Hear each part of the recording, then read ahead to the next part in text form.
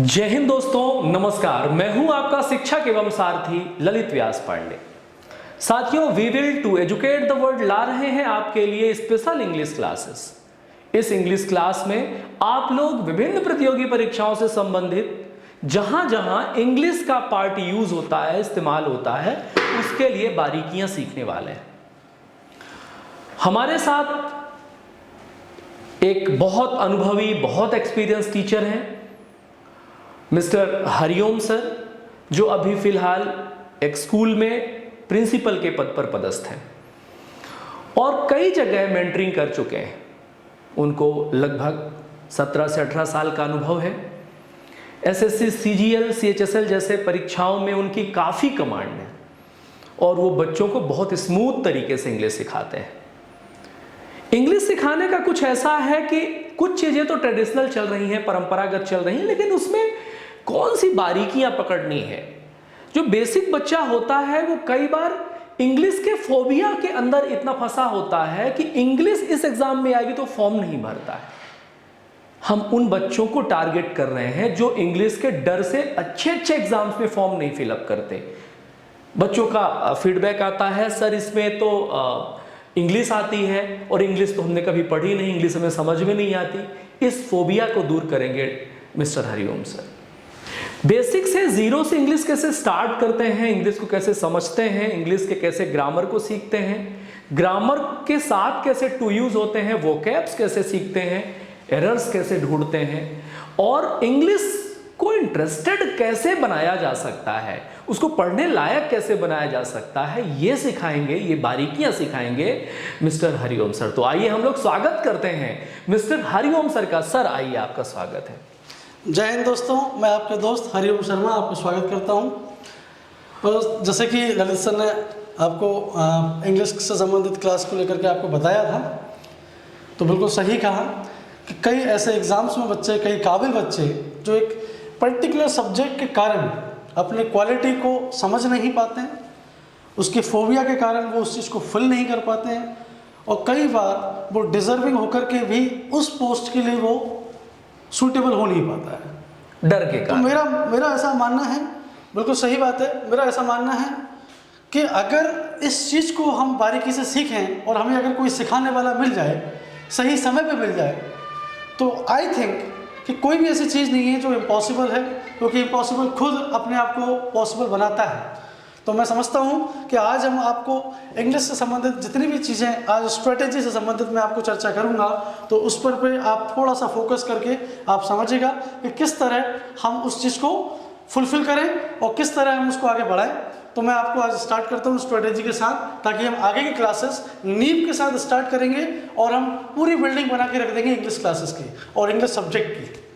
तो ठीक है, तो अब आपको हरिओम सर रिप्रेजेंट करने वाले हैं, एक एक चीज बताने वाले हैं। तो सर आपका स्वागत है और आप रिप्रेजेंट करें। Thank you sir. Welcome sir. तो दोस्तों देखिए, क्या होता है कि इंग्लिश बहुत सारे सब कोर्सेस में या बहुत सारे आपकी जो वैकेंसीज आती हैं, उसके अंदर आपकी इंग्लिश की रिक्वायरमेंट होती है, जिसके अंदर बहुत बड़े बड़े एग्जाम, जैसे एक एग्जाम्पल एसएससी है, स्टाफ सिलेक्शन कमीशन हुआ, आपका दूसरा एग्ज़ाम बैंकिंग हुआ, आईबीपीएस हुआ, एसओ हुआ, या किसी भी तरह के जो बहुत सारे एग्ज़ाम्स ऐसे हैं, सीडीएस हुआ, एनडीए हुआ, ऐसे कई एग्ज़ाम हैं जहां पर इंग्लिश की अपने आप में एक पर्याप्त भूमिका होती है। There are possibilities that you can definitely crack the exam with the help of English if you know very well that. So I think कि मैं समझता हूँ कि आपको इस तरह किस तरह इनको कैसे कवर करें, आपको सही गाइडेंस जैसे ही मिलना चालू हो जाएगी, आप डेली उस चीज़ को पढ़ें। क्योंकि देखिए, एक लैंग्वेज ही है, अगर देखें तो मैथ्स, रीजनिंग, आपका जीएस, जीके, ये जितने भी सब्जेक्ट्स होते हैं, इसी तरह से ये भी एक सब्जेक्ट है जो कि एक लैंग्वेज की तरह है। कुछ जगह ये कंसेप्ट की तरह कार्य करती है, जैसे हम बोलते हैं मैथमेटिक्स के कुछ कंसेप्ट जैसे हम पढ़ते हैं और उसको सीख करके हम अगले क्वेश्चंस को इजीली सॉल्व कर पाते हैं। इसको यहाँ पर कंसेप्ट प्लस रूल, कुछ चीज़ें स्टैटिक होती हैं, कुछ चीज़ें आप उसकी डायनेमिक्स होती हैं। तो मैं समझता हूँ कि यदि आप वो सारी चीज़ें यहाँ पर बारीकी से समझेंगे और आपने प्लानिंग्स के प्रॉपर तरह से फुलफिल करेंगे कि किस तरह मैं अपने टाइमिंग अपने इंग्लिश सब्जेक्ट पे फोकस करके दूं, तो डेफिनेटली आप कोई भी एग्ज़ाम क्रैक कर देंगे, फाड़ देंगे। तो आज मैं आप लोगों को स्ट्रेटेजी के साथ साथ थोड़ा बहुत सिलेबस के विषय में भी चर्चा करूंगा कि किस एग्जाम में क्या क्या सिलेबस आते हैं। जनरली एक एग्जाम ऐसा है जैसे एसएससी सीजीएल, एसएससी सीएचएसएल और एक बैंक, ये ऐसे एग्जाम है जिनके अंदर इंग्लिश लगभग कवर हो जाती है। तो आई थिंक कि अगर हम इनके सिलेबस को देखें तो कुल मिलाकर हमारे हर एक वैकेंसी, हर एक पोस्ट पे जो सब्जेक्ट में आपको पूछा जाता है वो लगभग कवर हो जाएगा। तो आई थिंक स्टार्ट करते हैं। तो देखिए मेरा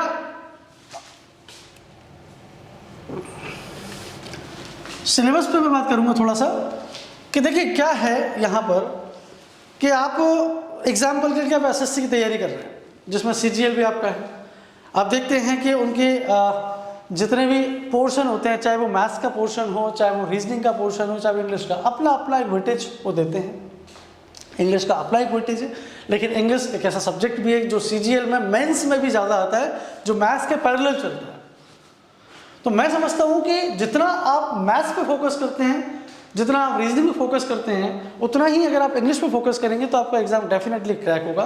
एक और बात मैं आपको बताऊंगा क्योंकि मैंने कई जगह अनुभव किया है, क्योंकि मैंने कई बड़े बड़े इंस्टीट्यूट्स में पढ़ाया भी है। तो मैं देखता हूँ कि बच्चा मैथ्स को बहुत सीरियसली पढ़ता है, मैथ्स को बहुत इंटरेस्टली लेगा, रीजनिंग को बहुत इंटरेस्टली पढ़ेगा। देखिए यहाँ पर बात इंटरेस्ट की नहीं चल रही है, और हमारा इंटरेस्ट किस चीज़ में, इससे कोई फर्क नहीं पड़ने वाला है। हमारा इंटरेस्ट हम तक ही रह जाने वाला है। अगर हम मैथमेटिक्स के, रीजनिंग के, जीके के ज्ञाता भी बन जाए, विधाता ही बन जाए, या फिर पीएचडी भी कर ले तो क्या फ़ायदा अगर हमें उस पोस्ट की पर्टिकुलर पोस्ट अगर हमें मिल ही नहीं पा रही। आपने सीजीएल भरा, आपने मैथ्स भयंकर पढ़ लिया, you have studied very well mathematics, you know very well, और आखिरी में आके आप चल रहे हैं इंग्लिश की वजह से रुके, तो कुल मिलाकर के आपको पोस्ट नहीं मिल रही है, you are not getting the post over there. In that case आप जितनी भी तैयारी करें उसको सब्जेक्ट को वेटेज कम ज़्यादा ना दें, क्योंकि हर सब्जेक्ट की अपनी एक वैल्यू है। एक एग्जांपल के लिए मैं आपको समझा दूं कि सपोज इंग्लिश 30 मार्क्स की आती है और मैथ्स भी 30 मार्क्स का आता है। आपको मैथ्स बहुत अच्छा आता है, आपने 30 में से 30 कर दिए, तो क्या आप उस मैथ्स की वजह से, जो कॉपी चेकर होता है, कंप्यूटराइज होता है, जैसा भी है, तो क्या वो खुश होकर आपको इंग्लिश के मार्क्स दे देगा? अगर ये बच्चा तो बहुत अच्छा है, मैथ्स की में 30 में से 30 लेकर आ रहा है, यानी बहुत इंटेलिजेंट बच्चा है, तो उसको इंग्लिश में ऐसे ही कर दो और पास कर दो, ऐसा तो नहीं है ना पॉसिबल। दैट मीन्स कि अपना सब्जेक्ट, हर एक सब्जेक्ट अपना एक इम्पोर्टेंस रोल प्ले करता है, और उसी हिसाब से व्यक्ति को हर सब्जेक्ट पे उतना ही फोकस करके चलना चाहिए।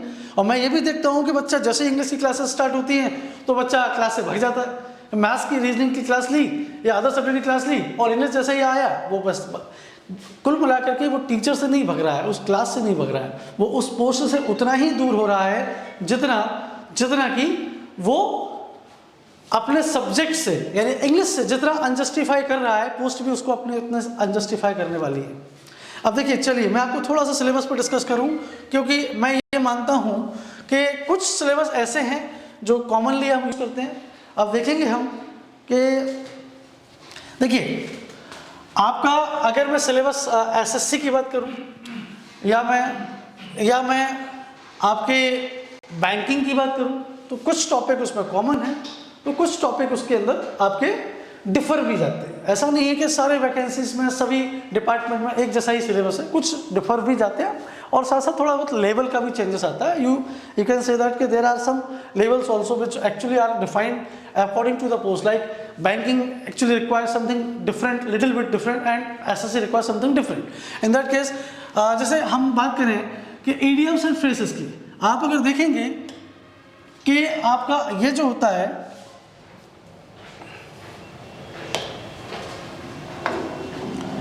इडियम्स एंड फ्रेजेस, ये आपका एक ऐसा कंटेंट है, ये एक आपका ऐसा कंटेंट है जो ये देखने को मिलता है कि आप चाहे कोई भी एग्जाम दें, ये आपके पैसेज में भी दिखाई देगा, आपके डेली बेसिस की जो आपके अखबार होते हैं, न्यूज़पेपर्स वगैरह होते हैं, उसमें भी आपको ये देखने को मिलेगा। और साथ साथ कई बार आपको एग्जाम में डायरेक्टली एमसीक्यू के थ्रू भी पूछ लिया जाता है कि इसका क्या मीनिंग है। एक एग्जाम्पल के लिए मैंने पूछूं कि फेस द म्यूजिक, मीनिंग है कि अगर उस वर्ड पे जाते हैं तो वो अलग ही दिख रहा है कि फेस अलग चीज़ है, म्यूजिक अलग चीज़ है, लेकिन जब मैं उसको कंटेंट को अगर साथ मिलाकर बोल रहा हूँ तो फेस द म्यूजिक, जैसे कि the person who actually has to face the deeds of the particular date actually he performed right now, जो भी उसने किया उसका कर्मों का जो फल उसको भुगतना है वो उसका फेस द म्यूजिक हो जाता है। इसका मतलब क्या है, एक फ्रेज की तरह हम इसका यूज़ कर रहे हैं, ना कि ये कोई वर्ड को हम ट्रांसलेशन के रूप में लेके चल रहे हैं। क्योंकि कई बार ऐसा होता है कि ट्रांसलेशन उसका अलग होता है और मीनिंग उसका अलग होता है। एक एग्जांपल के लिए, out of the blue, out अलग चीज़ है, ब्लू अलग चीज़ है। लेकिन अगर मैं उसको सडनली यूज़ करूँ तो आप देखेंगे कि कहिए सर ब्लू और सडनली में तो काफ़ी डिफरेंस आ रहा है, सडनली अलग चीज़ है, आउट ऑफ द ब्लू अलग चीज़ है। लेकिन ऐसा ही फ्रेजेस कहती है कि जो वर्ड आपको यहाँ पर दिए गए होते हैं, कुछ चीज़ें स्टैटिक जिसे हम बोलते हैं कि आपको उसको रटना ही होता है, कुछ चीज़ें कंसेप्चुअली चलना पड़ता है। अगला देखिए, आप देखेंगे वन वर्ड सब्स्टिट्यूशन, ये मैथमेटिक्स से भी इसको सीख सकते हो। कई बच्चे आप मैथ्स में बहुत इंटरेस्टेड होते हैं। एक एग्जाम्पल के लिए, सपोज मैं बोल रहा हूँ कि एक्स की वैल्यू 5 है और किसी इक्वेशन में अगर x आ रहा है तो उसकी जगह हम 5 रख सकते हैं। You can put the 5 value in the particular the place of x। In that case what happen, that is substitution, कि आप उसको सब्स्टिट्यूट कर रहे हो उस पर्टिकुलर जगह पर जिसकी वैल्यू उसकी इक्वल हो। तो मीनिंग क्या है यहाँ पर कि यहाँ पर जैसे एग्जाम्पल के लिए कि जो बच्चा किसी भी चीज़ से डरता है, मान लीजिए कि example, person who scares from everything और anything, that is called phobia, that is also called substitution of particular thing. और भी हम कह सकते हैं कि जैसे कि कोई बच्चा, एक एग्जाम्पल, उसको आदत है कि वो हमेशा ही झूठ बोलता है, या वो हमेशा ही बहाने बनाता है या घुमा फिरा कर बात करता है। भाई हमेशा देखा होगा आपने कि ये बंदा कभी भी मूल टॉपिक पे या मूल बात पर नहीं आ पाएगा, वो हमेशा बात को घुमाएगा फिराएगा, beat about the bush. That means कि भाई वो चीज़ जो हो रही है वो इडियम्स के रूप में या फ्रेज के रूप में या वन वर्ड के रूप में आप उसको किस तरह से पुट कर सकते हो, वही वर्ड आपको यहाँ पर सिखाता है आपको वन वर्ड सब्स्टिट्यूशन। आप अगर आगे लेंगे सेंटेंस करेक्शन, आज देखेंगे कि जितने भी सेंटेंसेस आजकल आ रहे हैं, देख सेंटेंस करेक्शन में दो चीज़ें एक साथ हो रही हैं। आजकल आप देखेंगे एरर स्पॉटिंग का चलन है। एरर स्पॉटिंग आप चाहें तो बैंक में ले लें, चाहें तो आप एसएससी में ले लें, किसी भी तरह से ले लें। आप सेंटेंस दिया जाता है ABCDE, आपके पार्ट रहेंगे, लास्ट में नो एरर भी लिखा होता है। आप देखेंगे कि उसमें कोई ना कोई करेक्शन की रिक्वायरमेंट होती है, कुछ ना कुछ उसमें डेफिनेटली ऐसा एरर डाल दिया जाता है और आपको बारीकी से उसको समझना होता है। उसकी वजह सिर्फ इतनी सी है कि आप तभी उसको समझ सकते हैं जब आप ग्रामर के बारे में समझ अच्छी रखते हैं। और वो ग्रामर जो होता है वो मैं आपको आगे बताऊंगा कि किस तरह के कंटेंट्स एग्जाम में पूछने को आते हैं, जिसकी वजह से आप उसको पढ़ करके आप अपने एग्जाम को इजीली क्रैक कर सकते हैं। तो मेरा ऐसा मानना है कि सेंटेंस करेक्शन आपका ओवरऑल ग्रामर का ही एक सेक्शन है। कि आप अगर जैसे एग्जांपल पार्ट्स ऑफ स्पीच है, आप पार्ट्स ऑफ स्पीच पढ़ेंगे तो जाहिर सी बात है कि पार्ट्स ऑफ स्पीच में सारी चीज़ें आ जाएंगी अपने आप। तो अगर आप उसकी बारीकी से जानकारी लेते हैं या बारीकी से पढ़ते हैं तो इन दैट केस आप सेंटेंस करेक्शन में आपको ज़्यादा प्रॉब्लम नहीं आएगी। हम उसके कई एग्जाम्पल जब हम बारीकी से सीखना चालू करेंगे, टॉपिक्स को कंटिन्यू करेंगे, तो ऑटोमेटिकली आपको धीरे धीरे करके समझ में आने लगेगा कि हम किस तरह से क्वेश्चंस को अटेम्प्ट करें और किस तरह से सॉल्व करें। अगला आपको देखिए एरर स्पॉटिंग जो होता है, देखिए ये और ये लगभग मैच करता है कि आप एरर स्पॉट कर सकते हैं या सेंटेंस करेक्ट कर सकते हैं। इसका मतलब आपको समझ किस चीज़ की होनी चाहिए, ग्रामर की, तभी आप उसको सेंटेंस को करेक्ट कर पाएंगे। क्योंकि करेक्शन दो चीज़ों का हो सकता है, एक तो हो सकता है वो वर्ड का करेक्शन हो या हो सकता है किसी पार्ट्स ऑफ स्पीच के एलिमेंट का करेक्शन।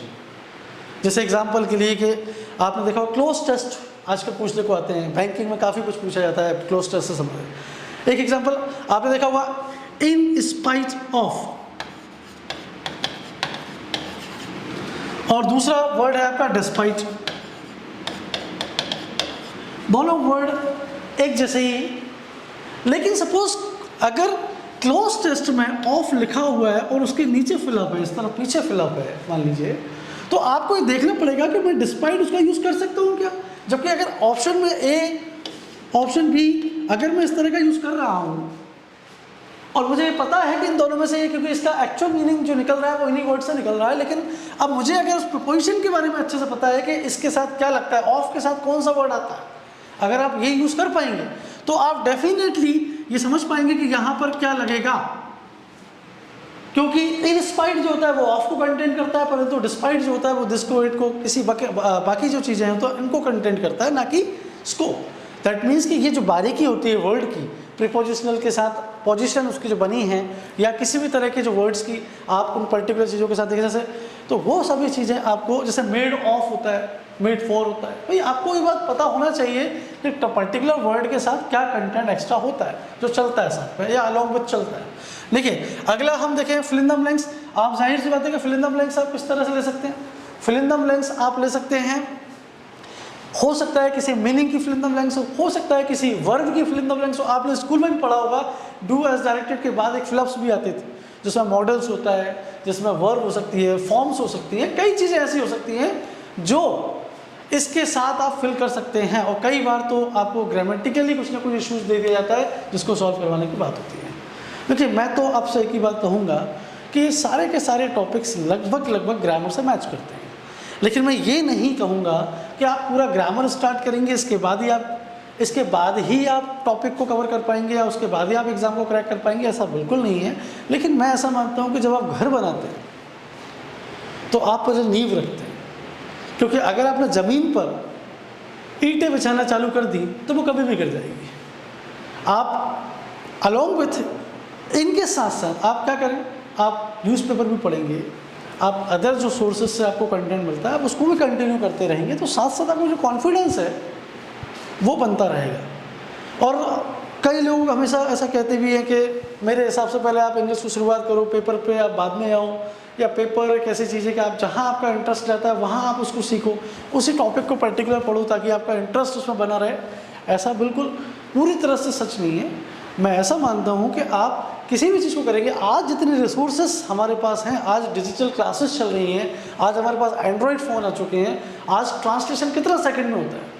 पहले हमें डिक्शनरी ढूंढना पड़ता था, पहले अल्फ़ाबेट मिलाना पड़ता था। आपको देखा होगा कि आपने एसएससी में एक क्वेश्चन तो डिक्शनरी बेस ही आता है आज भी, कि वर्ड्स को मिलाइए, अरेंज करिए, क्योंकि आज का बच्चा उनको मिला ही नहीं पाता। उसकी रीज़न क्या है कि उसने डिक्शनरी कहीं पलटी ही नहीं, उसे पता ही नहीं कि ए बी फिर इसके बाद ए बी फिर ए बी सी, फिर इस तरह से उसको करना होता है। अल्फ़ाबेट्स को मैच करना ये तभी पॉसिबल है जब बच्चा डिक्शनरी से मुखातिब रहा हो किसी न किसी रूप में। आज की डेट में जितना ज़्यादा टच वो एंड्रॉयड से आ चुका है, मेरे हिसाब से जितना उतना ही ईजी उसको आज सर्वाइवल हो चुका है कहीं ना कहीं सब्जेक्ट में। वो आज कुछ भी डालेगा तुरंत उसका ट्रांसलेशन उसके सामने आएगा। इसका मतलब ये है कि आप टॉपिक कोई भी पढ़ेंगे आपको टफ कुछ भी नहीं लगेगा। आज ऐसे कई सब्सक्रिप्शन चल रहे हैं जो आप लेकर के विथ ट्रांसलेशन आप उसको पढ़ सकते हैं और आप उसकी समझ को विकसित कर सकते हैं। देखिए इसी प्रकार मैं आपको एक एडिटोरियल का हिस्सा भी लेने वाला हूँ कि आपका द हिंदू का एडिटोरियल आपको पर डे में दूंगा सुबह सर, जिससे कि आपकी जो वॉकैब है, आपकी स्किमिंग्स, जो ग्रामर की स्किमिंग्स होती हैं, आपके जो सिनोनिम्स एंटोनिम्स होते हैं, प्लस जो मुद्दे आजकल चल रहे हैं, the issues which are running right now which you can also definitely acquaint with them, easily आप उसको एक्वाइंट कर सकते हैं। तो देखिए मेरा जो आपका जो पर्पज़ है, जो मेरा पर्पज़ है वो एक ही है कि आपका एग्ज़ाम निकले, और मैं चाहता हूँ कि आपका एग्ज़ाम निकले। तो उसके लिए हम इस तरह के जो टॉपिक्स हैं उनको तो कवर करेंगे ही करेंगे, साथ साथ दूसरे जो चीज़ें हैं वो भी हम क्लियर करेंगे।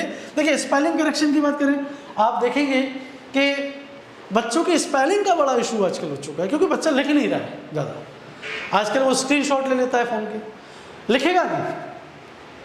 आप देखेंगे कि बड़े बड़े एग्जाम में डिस्क्रिप्टिव पार्ट आते हैं, एक होता है ऑब्जेक्टिव एग्जाम और एक होता है डिस्क्रिप्टिव एग्जाम। आप देखेंगे सिविल सर्विसेज जो होते हैं वो डिस्क्रिप्टिव भी चलते हैं, जो आपके मेंस के जो पेपर होते हैं वो लगभग वो राइटिंग के होते हैं, क्योंकि उन्हें पता है कि बच्चा लिख ही नहीं रहा है आजकल। उसकी राइटिंग स्पीड और राइटिंग स्पेलिंग वो कहीं ना कहीं लैक हो रही। उसकी वजह है कि बच्चा जब तक लिखेगा नहीं, हम बचपन में दोस्तों, हमारे टीचर बचपन में हमें सिखाते थे, डिक्टेशन करना सिखाते थे। वो डिक्टेशन का पर्पस क्या था? स्पेलिंग मिस्टेक्स को सुधारना। और वही चीज़ आज एग्ज़ाम में पूछी जा रही है, इतने बड़े एग्ज़ाम में। उसकी वजह यह है कि वो जानते हैं कि आज का जो युवा है वो कहीं ना कहीं स्पेलिंग से पिछड़ा हुआ है, क्योंकि उसे पता ही नहीं है। कई बार तो मैंने देखा कि हिंदी जैसे सब्जेक्ट में उज्ज्वल की स्पेलिंग तक कई बच्चे गलत कर जाते हैं। कई बच्चे कमेटी की स्पेलिंग, जैसे एग्जाम्पल के कमेटी, कितनी बार बोला हुआ शब्द, कितनी बार, लेकिन फिर भी अगर हम स्पेलिंग पे लिखने आते हैं तो उसकी स्पेलिंग कई लोग, मतलब 90% बच्चा गलत लिख देता है। उसकी वजह यह है कि उसकी राइटिंग स्किल, उस वर्ड से उसकी पहचान हो ही नहीं पा रही, क्योंकि जब वो सुनता ही है और सुनने में चला रहा है वो, जबकि ये चीज़ें लिखने की भी होती हैं जो कि हमने कभी लिखने की फोकस ही नहीं किया। आज आप देखेंगे कि जितना भी सिलेबस आज एग्ज़ाम में पूछने को आता है किसी भी सब्जेक्ट का, वो सब के सब हम 5th क्लास से लेकर 10th क्लास तक के एग्ज़ाम में पढ़ लेते हैं लगभग। चाहे वो आपके इंग्लिश के जो ये पार्ट्स ऑफ स्पीच हमने कब पढ़ा है, बचपन में, लेकिन आज भी हम पढ़ रहे हैं उनको। उसकी वजह क्या है? क्योंकि हमने उसको उस समय बहुत अच्छे से नहीं पढ़ा। ये बात जो पेपर सेंटर होता है वो भी जानता है कि इनको हमें वही पढ़ाना है जो इन्होंने स्कूल में पढ़ा है, और इनको बस रिमाइंड हमें कराना है ताकि ये जो पढ़े हुए हैं, ये भूले हुए हैं, उनको दोबारा से आपको याद आ सके। इसीलिए ये जो टॉपिक है आपका स्पेलिंग करेक्शन, ये इन्होंने इसमें दिया हुआ है। अगला आप बात करें रीडिंग कॉम्प्रीहेंशन का।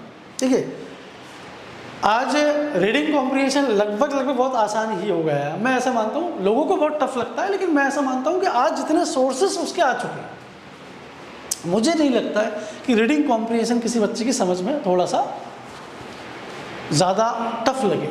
अगर वो कॉम्प्रीहेंड करने की बात करें तो आज पेपर उसके पास है, ट्रांसलेशन उसके पास है, गूगल उसके पास है। आज वो इजीली उसको कॉम्प्रीहेंड कर सकता है, उस वर्ड के भाव को समझ सकता है, और वो क्या कहना चाह रहा है उस टॉपिक में वो भी इजीली समझ सकता है। इसका मतलब ये है कि रीडिंग कॉम्प्रीहेंशन टफ ना होकर के आज ईजी हो गया है, लेकिन बच्चा इसी को टफ मानता है। क्योंकि प्रॉब्लम यहाँ है कि व्यक्ति जब पढ़ता है तो वो हमेशा लगभग पढ़ के जाता है। लगभग इन द सेंस कैसा कि मैंने किसी लाइन को पढ़ा, अगर उसका एक्यूरेट वर्ड ना भी निकले या एक्यूरेट मीनिंग ना भी निकल पाए तो मेरा काम चल जाएगा। एक एग्जांपल कम्युनिकेशन जो होती है कि बच्चा सामने वाला गलत भी बोल रहा है लेकिन हम समझ लेंगे इसीलिए कि क्या बोल रहा है, वो गलत भी बोल रहा है। अगर वो कह रहा है आई गोइंग, तो मैं समझ जाऊंगा कि वो क्या कह रहा है कि मैं जा रहा हूँ, जबकि वो एक्चुअली ग्रामेटिकली गलत बोल रहा है। रीज़न ये है कि हमारा कॉम्प्रीहेंशन जो होता है वो देखा जाए तो हमारा इतना स्ट्रांग हो चुका है कि वो उसके भाव को भी हम इजीली समझ पा रहे हैं कि वो कहना ये चाह रहा है, परंतु कह नहीं पा रहा है किसी ना किसी कमी के कारण, ग्रामर की कमी के कारण कह सकते हैं आप उसको। इसी प्रकार कॉम्प्रीहेंशन में भी जो बारीकी आपको समझ में नहीं आ पाती, उसकी वजह है कि बारीकी से ना पढ़ना और उस वर्ड को आप ध्यान ना देना, स्क्रूटनाइज ना करना। अगर आपको कोई वर्ड आया है जैसे इन्वेस्टिगेट हुआ, या एक एग्जांपल के लिए किडनैप हुआ, एब्डक्ट हुआ, अगर आप कोई वर्ड किडनैप जानते हैं, एब्डक्ट जानते ही नहीं, तो एब्डक्ट और किडनैपिंग में आप समझेंगे दोनों एक जैसे ही वर्ड, लेकिन दोनों का मीनिंग कहीं ना कहीं अलग है। क्योंकि मेरा ऐसा मानना है कि सिनोनिम्स हो, कभी भी एग्जैक्ट सिनोनिम्स हम जब एग्जाम में पूछते हैं तो आप देखते हैं कि पर्यायवाची उसका मतलब होता है, जबकि एग्जैक्ट एक छोटी सी थिन लाइन उसके अंदर होती है कि वो दोनों एक दूसरे को अलग बनाती है। लेकिन हम अगर इतना भी समझ लें एक दूसरे के साथ कि इस वर्ड का मतलब इससे निकलता है, तो कहीं ना कहीं हमें समझने में बहुत आसान होगा। तो कॉम्प्रीहेंशन का मतलब यही है कि एक तरह से कह लो कि ये पैसेज के रूप में वो आपको देगा, और पैसेज से वो आपको क्वेश्चन बना कर देगा। पैसेज के थ्रू एक पैसेज आएगा, उस पैसेज में हो सकता है कि वो टाइटल भी साथ में रख देगा। टाइटल क्या है उसका, हो सकता है कि वो सेंट्रल आइडिया पूछे, और साथ साथ जो भी कंटेंट उस पैसेज में होगा किसी भी इशू को लेकर के या किसी न किस तरीके, क्योंकि पैसेज क्या होता है अलग अलग टोन में होता है। कभी पैसेज क्वेश्चन फॉर्म में होता है कि आपका पूरा पैसेज आपने पढ़ा और आपको लगा कि ये क्वेश्चन कर रहा है बार बार हमसे, क्या ये संभव है, क्या ये ऐसा होगा, अगर ऐसा होता है हमारा भारत देश अगर ऐसा करता है तो क्या ये होगा, यानी कि हर बार वो क्वेश्चन आप सही कर रहा है। एक होता है सोल्यूशन बेस, एक एग्जांपल सपोज करिए कि आपका पॉपुलेशन या पॉल्यूशन बेस पे कोई आपका पैसेज आ गया है, तो आप वो सोल्यूशन पे भी बात करेगा क्वेश्चन के साथ कि अगर हम ऐसा करें तो इससे ये सोल्यूशन निकलेगा। यानी कि कभी कभी पैसेज आपको सोल्यूशन भी देता है, कई बार सजेशन भी देता है, कई बार शिकायत भी करता है। यानी कि पैसेज की जो टोन होती है वो लगभग अलग अलग तरीके की हो सकती है, और आप उसी हिसाब से उसको समझेंगे। इसके आपके क्वेश्चन नंबर जो होते हैं वो 5 भी हो सकते हैं, दूसरे एग्ज़ाम में उसकी संख्या बढ़ सकती है, 10 भी हो सकते हैं। ठीक है, इसके बाद आप देखें सिनोनिम्स एंटोनिम्स, जैसा कि मैं आपको बता चुका हूँ कि कोई वर्ड जो उससे रिलेटेड हो, जैसे कि आपका सिनोनिम्स में आप कह सकते हैं होम और हाउस, हम दोनों को घर के सेंस में ही पढ़ते हैं, लेकिन हालांकि थोड़ा बहुत अंतर इन दोनों में है, लेकिन हम दोनों को घर के रूप में ही लेकर चलते हैं। जबकि हाउस एक रेंटेड हो सकता है, the thing that which is your not property exactly, which does not belong to your property, that is called house. Like CM house, CM एक पोस्ट, सीएम जब कोई रहेगा वो सीएम हाउस में बैठेगा, उसी में वो रहेगा। आप सिनेमा हाउस देख लीजिए, कभी भी आपने सिनेमा होम नहीं पढ़ा हुआ, सिनेमा या सीएम होम नहीं देखा होगा, हमेशा आपने उनको हाउस के रूप में ही देखा होगा, क्योंकि these are not your property. जब आप अपने होम की बात करते हैं which is your own property, आप उसको होम कहते हैं। कुल मिलाकर के दोनों वर्ड तो डिफर करते हैं, लेकिन जब हम उसको मोटा मोटा समझते हैं तो उनका सिनोनिम्स लगभग एक ही निकलता है। आप दूसरी बात करें कि आप एंटोनिम्स की बात करें, जस्ट ऑपोजिट, मतलब कि ध्यान रखें कि एक होता है ऑपोजिट और एक होता है ऑपोजिट। ध्यान रखें, ये बात भी आपको थोड़ा सा विशेष रूप से ध्यान रखना पड़ेगा, क्योंकि कई बार ये जो होमोनिम्स होते हैं इनको बोलते हैं होमोनिम्स, सिनोनिम्स, एंटोनिम्स, और एक होमोनिम्स भी होता है जिसमें श्रुति जो होती है यानी साउंड जो होता है वो एक जैसा होता है, परंतु उनके जो मीनिंग्स होते हैं डिफर होते हैं। जैसे आपने एक्सेप्ट सुना होगा, एक्सेप्ट भी सुना होगा, इनके वर्ड अलग अलग हैं कहीं ना कहीं, क्योंकि उनकी श्रुति या उनके साउंड एक जैसे हैं लेकिन उनके मीनिंग एक अलग अलग है। आप देखेंगे कि एंटोनिम्स में हमेशा किसी भी चीज़ को ऑपोजिट, जैसे दिन का रात हो, हम अगर बचपन में हमने पढ़ा तो यही पढ़ा, हालांकि इनमें भी थोड़ा बहुत अंतर होता है कहीं ना कहीं, वो 360 वाला मामला बनता है, लेकिन मैं ऐसा मानता हूँ कि आप इसको समझने के लिए आपको ईजी पड़ेगा कि आप, इसलिए मैं ऐसा कह सकता हूँ कि एंटोनिम्स मतलब एक ऑपोजिट वर्ड। कि अगर मान लीजिए मैंने बोला कि कम, तो कम का उल्टा क्या हुआ है, गो, ये एंटोनिम्स के सेंस में उसका यूज़ कर सकते हैं। भाई आना तो जाना, हैप्पी तो सैड, कुल मिलाकर के एक जस्ट ऑपोजिट फीलिंग्स, जैसे भी आप कह सकते हो उसको। अब आप आते हैं नेक्स्ट किस पर, एक्टिव पैसिव पर। देखिए आप देखेंगे कि सेंटेंसेस जो बनते हैं वो हमेशा दो तरीके से बनते हैं, एक सब्जेक्ट को ध्यान में रखकर, यानी जो एक्शन किया गया है वो सब्जेक्ट को ध्यान रखकर किया गया है, दूसरा एक्शन किया तो सब्जेक्ट है लेकिन पूरा फोकस उसका ऑब्जेक्ट पर,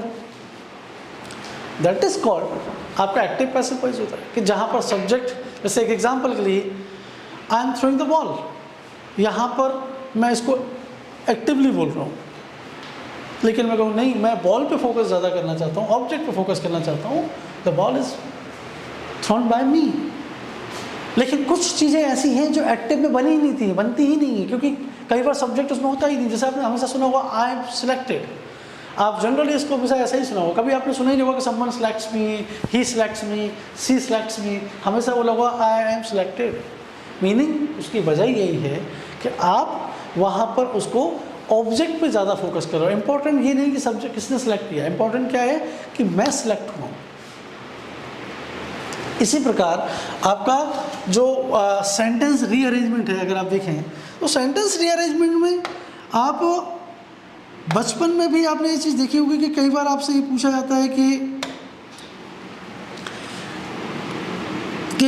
मान लीजिए कि जम्बल्ड में आपने दे दिया, ऊपर की लाइन नीचे दे दी।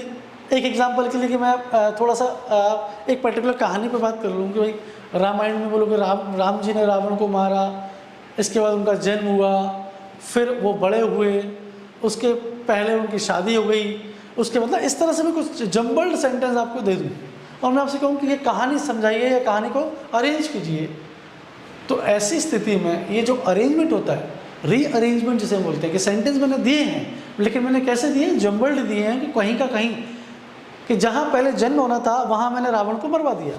तो मीनिंग क्या है कि यहाँ पर मरने की वजह क्या है कि यार पहले तो भगवान जन्म लेंगे, इसके बाद वो आएंगे, फिर उनकी शादी होगी, फिर सीता जी का हरण होगा, इसके बाद वो वहाँ जाएंगे, फिर उनका उसका दोनों का युद्ध होगा, उसके बाद वो मरेगा। लेकिन मेरा पहला सेंटेंस क्या था कि राम जी ने रावण को मारा, अगला सेंटेंस दे दिया राम जी की शादी हुई, अगला दे दिया राम जी का जन्म हुआ। कुल मिलाकर के दोनों जो लाइनिंग है दोनों की ऑपोजिट है एक दूसरे की, कि पहले क्या होना चाहिए दूसरा क्या होना चाहिए, ये आपको ध्यान रखना होता है। कुल मिलाकर के आप देखेंगे कि रीअरेंजमेंट एक तरह से कहानी को उल्टा कर देना या किसी मुद्दे को उल्टा कर देना और आपको उसको सीधा बना देना है। सिंपल सा मतलब इसका यही है। आप उसको कोई टफ टर्मिनोलॉजी में समझने की ज़रूरत नहीं है, बहुत ईजी टर्मिनोलॉजी इसकी यही है कि ईजीली आप किसी भी कहानी, किसी भी इशूज़ को, कोई भी टॉपिक को, किसी भी कंटेंट को एकदम से वापस से पूरा रिसाइकिल करके उसका प्रॉपर मीनिंग के साथ सेंटेंस को जमाना ही रीअरेंजमेंट कहलाता है। आप देखेंगे सेंटेंस इम्प्रूवमेंट, आप देखेंगे कि इम्प्रूवमेंट अपने आप में वर्ड है कि किसी भी सेंटेंस में जब इम्प्रूवमेंट की बात आती है तो वहाँ पर आपको इस तरह के टर्म्स, आपको इस तरह के टॉपिक करने पड़ेंगे जिससे कि आप इम्प्रोवाइज कर सकें सेंटेंसेस को। आप आगे देखें क्लोज टेस्ट, मैं आपको पहले ही बता चुका हूँ कि ऐसे पैसेज जो लाइनें बनी रहेंगी और बीच में फिलअप्स रहेंगे और पूरा के पूरा एक पैसेज बना रहेगा, और उस पैसेज के साथ जो बीच में फिलअप्स रहेंगे उसके लिए आपको पर्टिकुलर 4 ऑप्शन दिए जाएंगे, और एक 5वां, अगर बैंकिंग में आप जा रहे हैं तो 5वां आपका रहेगा किसी भी तरह का no correction, no word required, किसी भी तरह का हो सकता है। तो यहाँ पर क्लोज टेस्ट यानी कि मतलब यही है कि जो वर्ड को लगभग क्लोज लेकर चले, उसके हो सकता है कि उसी ऑप्शन में 2 वर्ड या 3 वर्ड एक जैसे लगे, लेकिन उनके जो मतलब है उस पर्टिकुलर कॉन्टेक्स्ट के संदर्भ में कौन सा सबसे ज़्यादा सूटेबल वर्ड है, वही आपका क्लोज टेस्ट कहलाता है। देखिए आपको मैं थोड़ा सा और अगर इस पर ध्यान रखूं तो आप देखेंगे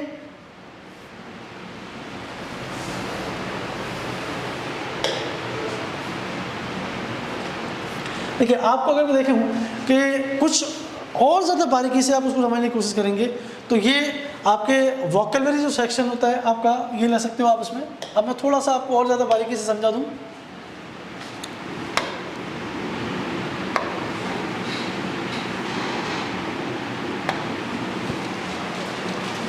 वोकैबुलरी जो सेक्शन होता है आपका, ये आपको कई तरीके से आप उसको सॉल्व कर सकते हैं, जो कि एग्जाम में वोकैबुलरी के सेंस में जैसे एंटोनिम्स होता है, होमोनिम्स होता है, सिनोनिम्स हो सकता है आपके इडियम्स फ्रेजेस जो होते हैं, वन वर्ड सब्स्टिट्यूशन होता है, ये लगभग वोकैबुलरी का ही एक हिस्सा होता है। यानी कि पूरा के पूरा जो पार्ट होता है वो वोकैबुलरी का होता है। इसके लिए हम लोग स्पेशल सेगमेंट लिया करेंगे, एडिटोरियल के बीच में भी हम इसका यूज़ करा करेंगे, हम सीखेंगे उसके साथ साथ भी। और अगला जो है आपका, इसके अंदर आप किसी बुक्स की ज़रूरत नहीं है आज आपको, you do not have to go through the books. आज आप बस क्लासेस अटेंड करें, प्रॉपर डेली क्लासेस अटेंड करेंगे, आपको वोकैबुलरी अपने आप स्ट्रॉन्ग हो जाएगी। क्योंकि देखिए वोकैबुलरी एक हवा की तरह लेके चलते हैं, अगर कितनी वोकैबुलरी करूँगा, हज़ारों वोकैबुलरी है, लाखों वोकैबुलरी। देखिए क्या होता है ना, एग्ज़ाम जो होते हैं उसमें लाखों वोकैबुलरी यूज़ नहीं होती है। अगर आप पुराने 10 साल के प्रीवियस क्वेश्चन उठा लेंगे तो आप देखेंगे कि समानता आपको वोकैबुलरी में दिखती रहेगी।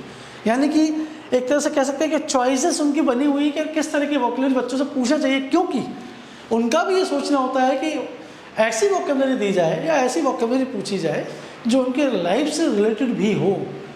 एकदम ही ऑपोजिट हो जाए तो ऐसा कोई नहीं पूछता है पेपर, क्योंकि सामने वाले को आपको पास करना है, ऐसा नहीं है कि आपको फेल ही करना है कि वो डिसाइड करके बैठेगा कि नहीं मैं ऐसी वोकैबुलरी ढूंढूंगा कि आप कितना ही कुछ कर लो ढूंढ ही नहीं पाओगे।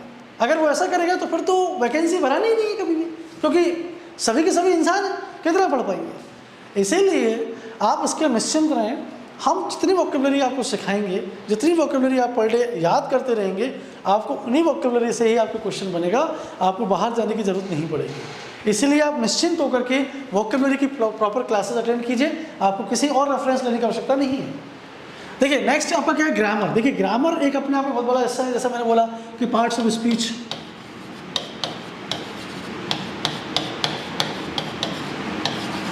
ये आपका जो टॉपिक है इसके अंतर्गत ही आपका इंग्लिश ग्रामर पूरा समा जाता है।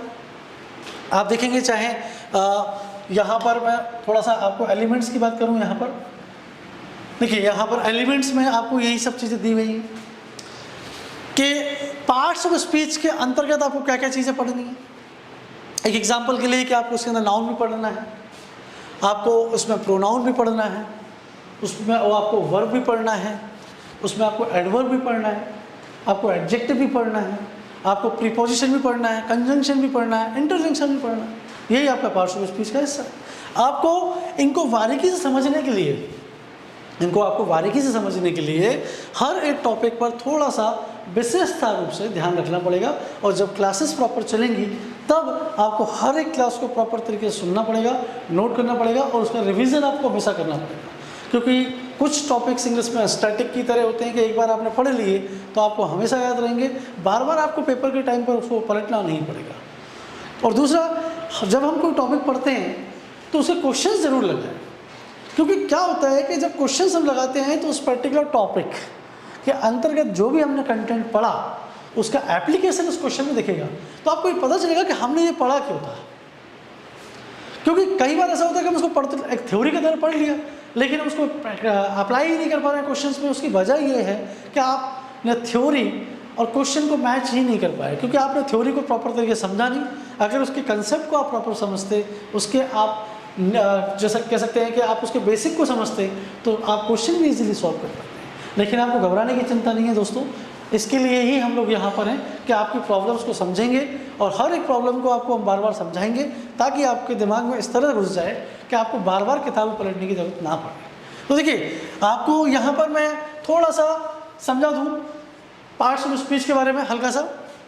नाउन के अंतर्गत हमें कुछ टॉपिक्स रहेंगे, जैसे proper noun, collective noun, common noun, material noun, abstract noun, ये सारे टॉपिक्स आप इसके अंदर पढ़ने पड़ेंगे। ये सब के सब आपके बैंक में भी आते हैं, एसएससी में भी आते हैं, और आपके अदर जो एग्ज़ाम्स होते हैं, चाहे वो CDS हो, चाहे वो NDA हो, चाहे कोई भी एग्ज़ाम हो, CHSL हो, उन सब के अंदर यही टॉपिक्स आपको बार बार पढ़ने होते हैं। जब टॉपिक ही एक है, मंजिल ही एक है, तो उसको हम बार बार क्यों पढ़ें? एक ही बार पढ़ें और अच्छे से पढ़ें, ताकि हमें बार बार उस पर ना जाए और फिर क्वेश्चंस लगाना चालू कर दें।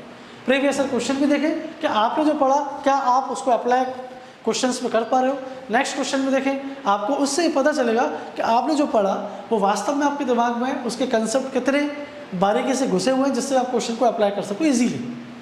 देखिए, अब मैं थोड़ा सा आपको इसके बारे में थोड़ा बाद में बताऊंगा, पहले मैं आपको थोड़ा ओवरऑल व्यू दे देता हूँ कि आपको किस तरह चीज़ों को इंग्लिश को कवर करना है, स्ट्रेटेजी के साथ करना है। इसके बाद हम कंटिन्यू करेंगे। देखिए, सेंटेंस स्ट्रक्चर की बात करें, देखिए आप को अगर मैं एक बात बोलूँ, इंग्लिश में हमारे सेंटेंस जो होते हैं, एक होता है असर्टिव, एक होता है आपका इंटरोगेटिव,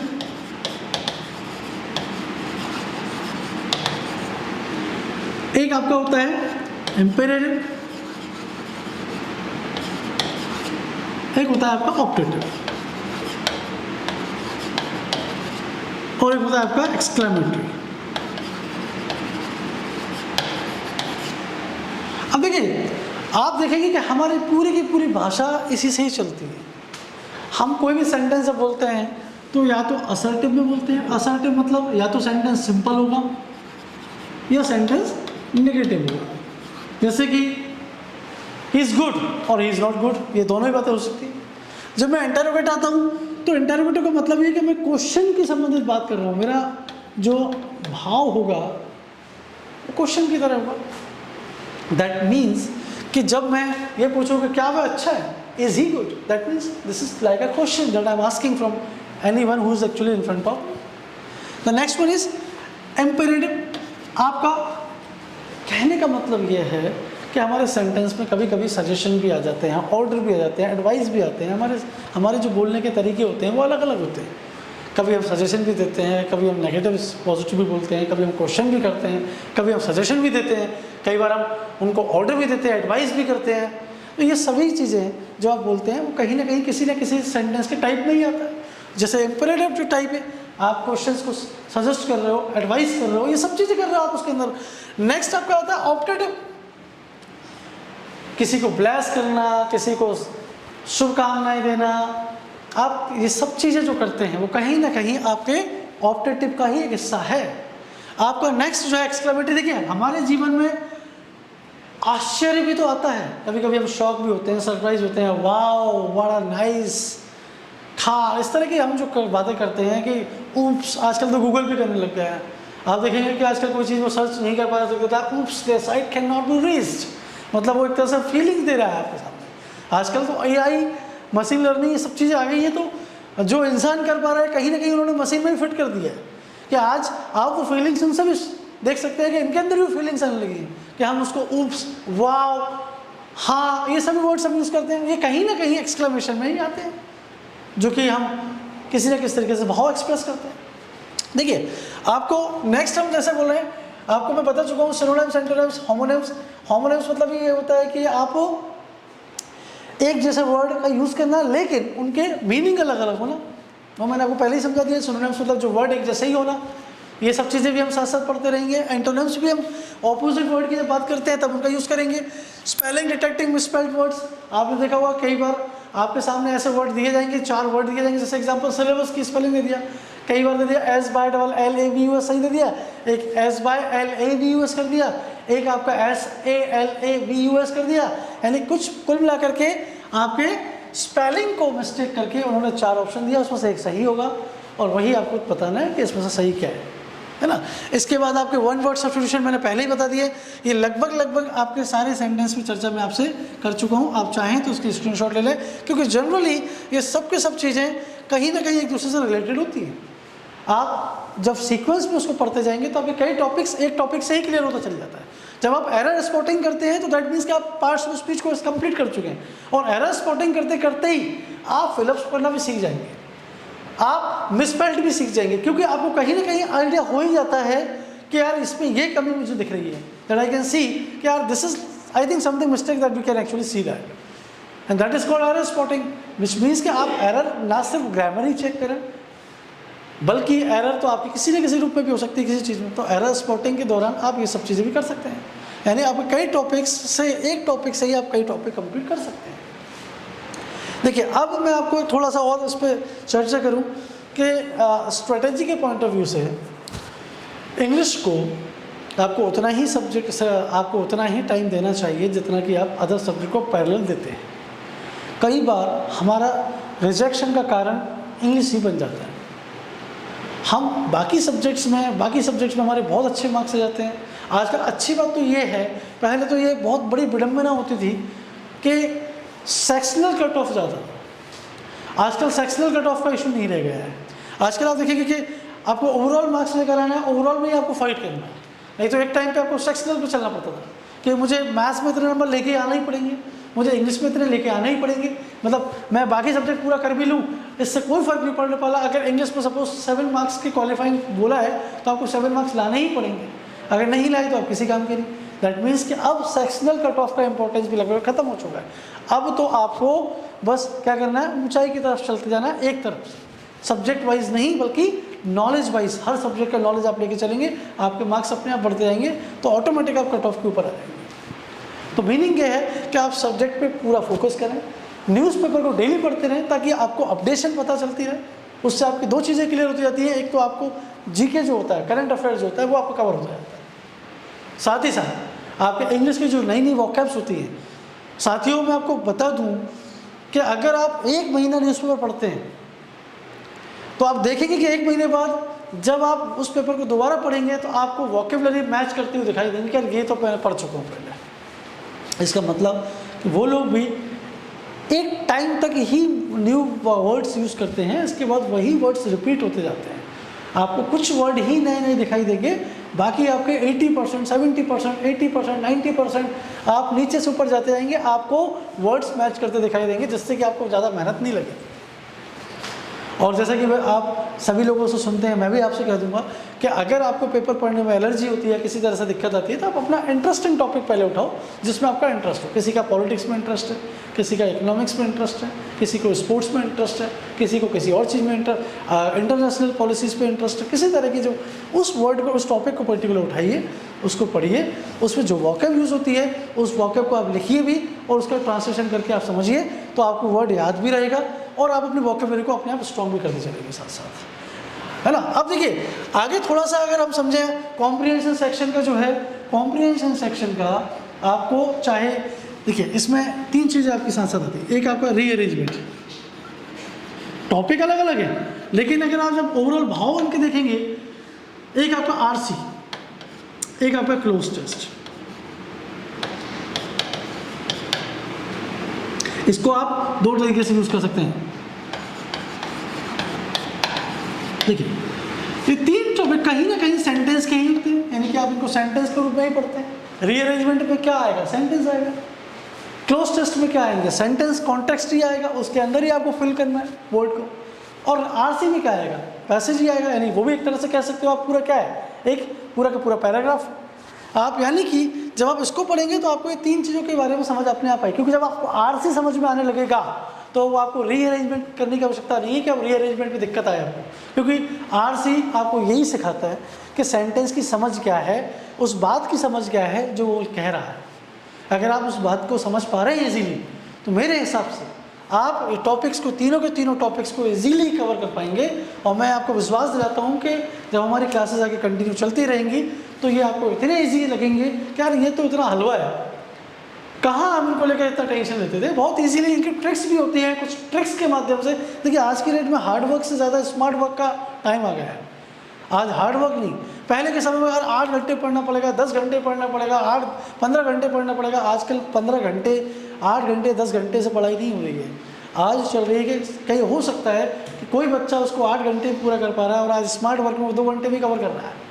तो इसका मतलब वो बच्चा 8 घंटे वाला स्मार्ट हुआ या 2 घंटे वाला स्मार्ट हुआ। एग्ज़ाम किसका क्रैक हुआ? उस 2 घंटे वाले का ही, क्योंकि उसने अपना बाकी का टाइम किसी और चीज़ में निकाला और आपने उसी चीज़ में निकाला पूरा टाइम। जबकि आज आपको डायनेमिक होने की ज़रूरत है। आज आप स्टैटिक नहीं हो सकते। आज आपको डायनेमिक कैसे, कि आपको हर चीज़ अपडेट करते रहना पड़ेगा, हर चीज़, क्योंकि यही तो आपसे पूछा गया है, वही तो आपसे चाहते हैं एग्जाम्स वाले, कि आप कितने अपडेटेड पर्सनालिटी आज की डेट में हैं।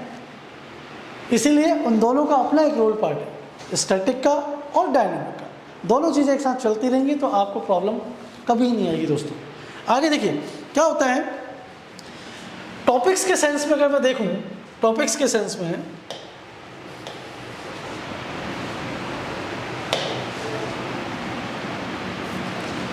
आपके टॉपिक्स के सेंस में जितने भी टॉपिक्स यहाँ पर दिए जाएंगे, जो मैं आपको, आप चाहें तो स्क्रीनशॉट भी ले लीजिए, वो सारे के सारे टॉपिक्स आपको बारीकी से क्लास वाइज पढ़ाते जाना है। इजीली आप पढ़ते जाएंगे। आपको हर एक टॉपिक से रिलेटेड क्वेश्चंस प्रॉब्लम भी दी जाएंगी ताकि आप उनको सॉल्व भी कर सकें। मैं आपको सिखाऊंगा कि कैसे पेपर में क्वेश्चंस को सॉल्व किया जाता है और कम से कम टाइम में किया जाता है, क्योंकि यहाँ पर जितनी लड़ाई नॉलेज की है उतनी ही लड़ाई टाइम की भी है। समय सबको बराबर दिया जाता है। कोई क्वेश्चंस को ज़्यादा अटेम्प्ट कर पाता है, कोई क्वेश्चन को कम अटेम्प्ट कर पाता है। दोस्तों उसकी वजह ये नहीं है कि उसको नॉलेज ज़्यादा है, नॉलेज हो सकता है आपको भी ज़्यादा हो, लेकिन कई बार उसकी प्रैक्टिस आपसे स्पीड से निकलती है। यानी कि उस क्वेश्चन को पढ़ने में और उसको सॉल्व करने में उसकी स्पीड क्या कह रही है और आपकी स्पीड क्या कह रही है, वो डिफ़र भी करता है। नॉलेज सबको बराबर है, उसके ऊपर भी हो सकता है, लेकिन स्पीड का फ़र्क नॉलेज से ना होकर के उसकी प्रैक्टिस से होता है। And practice makes a man perfect, ये आपने सुना होगा। तो कहने का मीनिंग ये है कि जब आप उनको पढ़ते चलेंगे तो आप इजीली उनको कर पाएंगे। तो देखिए आपको ये टॉपिक्स जितने भी मैंने आपको यहाँ पर लिखे हुए हैं, ये सारे के सारे टॉपिक्स मैं आपको बारीकी से समझाऊंगा। हर एक टॉपिक को कंटेंट समझाता जाऊँगा ताकि आप इजीली उसको मैनेज कर सकें और इंग्लिश आपका जो फोबिया है उसको हम दूर कर सकें। और साथ ही साथ मैं समझता हूँ कि आज आपको एक कॉन्फिडेंस मैं आपको जनरेट कर पाने में सक्सेस रहा हूँगा कि आप इंग्लिश को ईजिली सॉल्व कर पाएंगे। कल से मैं आपको टॉपिक्स पे आऊँगा और मैं उम्मीद करता हूँ कि आप कल क्लास प्रॉपर टाइम से लेंगे और साथ ही साथ पूरा के पूरा टॉपिक कवर करके आप क्वेश्चंस को लगाएंगे और आप अपने आप को सक्सेसफुल मानेंगे कि हाँ आज मैंने कुछ पढ़ा और मैंने आज मेहनत सक्सेस की। तो इसी के साथ आज की बात हम समाप्त करते हैं दोस्तों। कल हम फिर मिलेंगे। जय हिंद, जय भारत। Thank you.